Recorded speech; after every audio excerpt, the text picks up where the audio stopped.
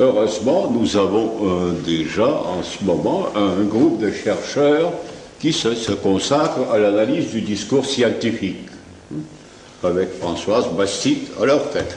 Alors, l'analyse poursuivie pendant plusieurs années des discours scientifiques en biologie, en médecine, ont bien montré que la recherche expérimentale consiste essentiellement à construire des objets sémiotiques qui sont des objets conceptuels, mais que la sémiotique est capable de traduire dans un langage cognitif l'ensemble de ces opérations de la construction de l'objet. Alors, donc, un champ immense, disons, s'ouvre à l'expérimentation et à la formulation, je ne dirais pas formalisation, formulation, soyons prudents, pour la sémiotique.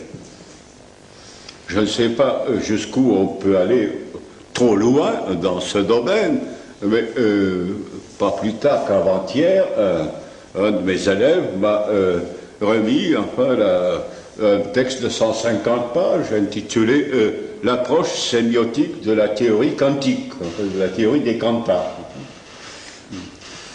physique ondulatoire.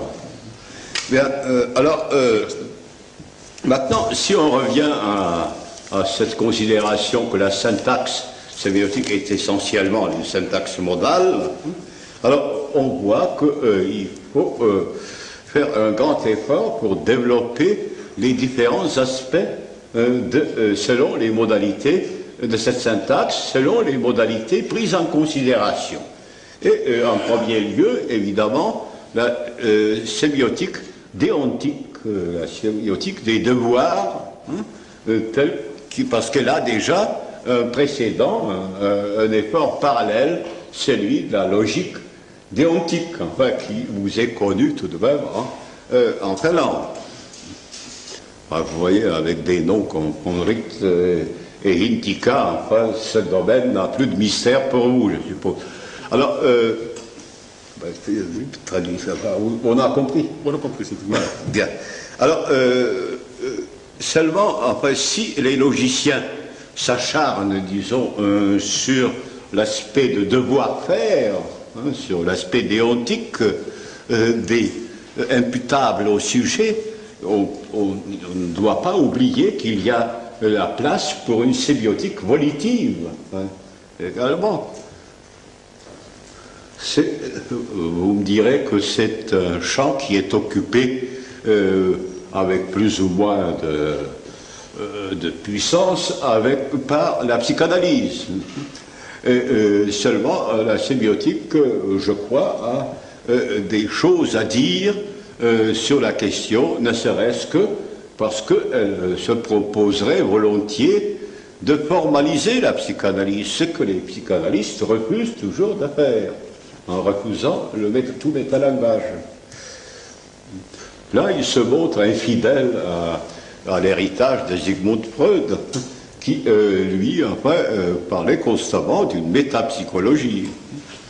Mais pour ne pas attaquer les psychanalystes de front, nous avons commencé, Aristote, évidemment, et en cherchant voir comment se présentait quelque chose qui, à travers toute la philosophie classique, paraissait comme partie intégrante de tout système philosophique, c'est-à-dire la théorie des passions.